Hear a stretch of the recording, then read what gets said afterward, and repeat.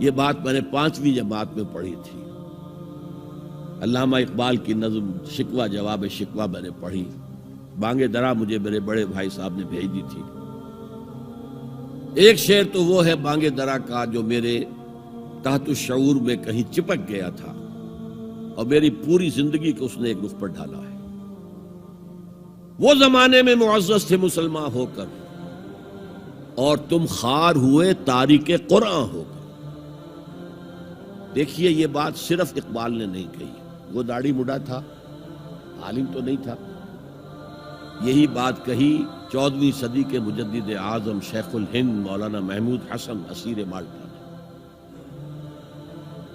4 سال کی اسیری کے بعد جب رہائی پا کر آئے تھے 1920 میں, اور رہائی کیوں ملی تھی کہ ٹی بی 3rd سٹیج کو پہنچ گئی تھی. انگریز ڈرتا تھا کہ اگر ہماری اسیری ہی کے اندر کہیں انتقال ہو گیا تو کہیں طوفان اٹھ جائے گا, لہذا چھوڑ دیا.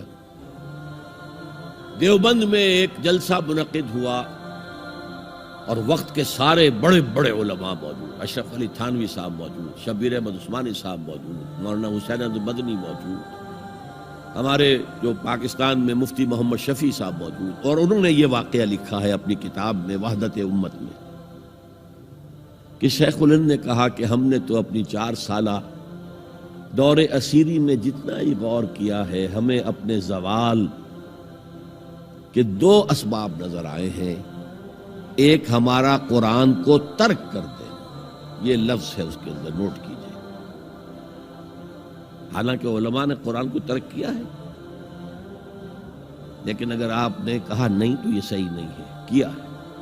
ان کا سارا زور فقہ پر ہے, حدیث پر ہے, زیادہ زور قرآن پر نہیں ہے. صحیح بات ہے. کہنے والا کون ہے؟ شیخ الہند. ایک ہمارا قرآن کو ترک کر دینا اور دوسرا آپس کے اختلافات. اور مفتی شفیع صاحب نے اس کے اوپر پھر یہ گرہ لگائی کہ حضرت شیخ نے جو 2 باتیں کہی تھی حقیقت میں ایک ہی ہے. ہمارے اختلافات بھی اسی لیے کہ ہم نے قرآن کو ترک کر دیا. تو یہ ہے ایک شعر جو میرے ذہن میں چپک گیا تھا. پھر قرآن سے اللہ نے جو ایک مناسبت دی ذہنی قلبی, اللہ کا شکر ہے, اللہ کا فضل ہے. دوسرا شعر وہ ہے کہ وقت فرصت ہے کہاں, کام ابھی باقی ہے, نور توحید کا اتمام ابھی باقی ہے. پورے کرہ ارضی جب تک کہ توحید سے جلوگر نہ ہو جائے اور اسلام کا ڈنکا نہ بج جائے, اس وقت تک حضور کا مشن مکمل نہیں ہے. حضور حوالے کر کے گئے تھے امت کے. خطبہ حجۃ الوداع میں آپ نے سوال کیا الا هل بلغت, اور 1.25 لاکھ کے مجمع نے جواب دیا انا نشهد انك قد بلغت الرسالة واديت الامانة ونصحت الامة وكشفت الغمة.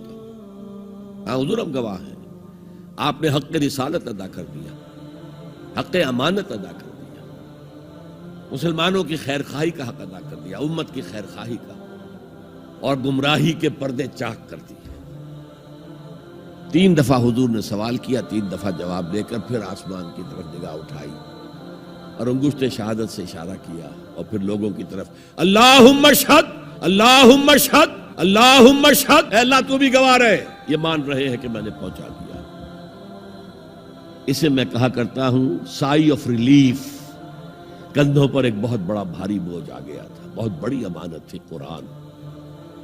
اس کے پہنچانے پر کیا کیا تکلیفیں اٹھائی ہیں. پاگل کہے گئے, مجنون کہے گئے, شاعر کہے گئے, ساحر کہے گئے, مسحور کہے گئے, کیا نہیں کہا گئے.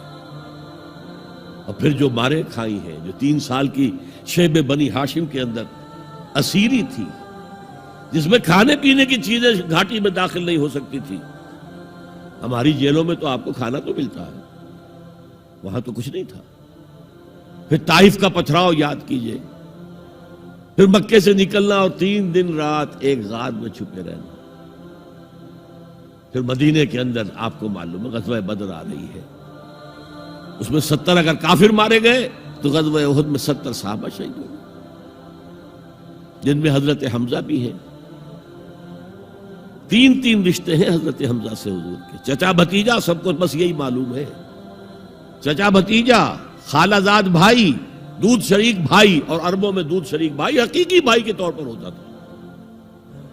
اور ان کی لاش سامنے آئی ہے کہ ناک کاٹ لی گئی ہے، کان کاٹ لیے گئے ہیں، اور پیٹ چاک کر کے کلیجہ چبایا گیا ہے. یہ سارے بوجھ اٹھا کر اگر وہ حق تبلیغ ادا ہو گیا، اے اللہ یہ مان رہے ہیں، تو بھی گواہ رہے. اور پھر کیا کہا؟ فَلْيُبَلِّغِ الشَّاهِدُ الْغَائِبَ. اب جو یہاں موجود ہیں ان کا فرض ہے کہ ان کو پہنچائیں جو یہاں نہیں ہیں. اور یہ ابد الآباد تک کے لیے، قیامت تک کے لیے ہے. انا آخر المرسلین وانتم آخر الامم. میں آخری رسول ہوں، تم آخری امت ہو.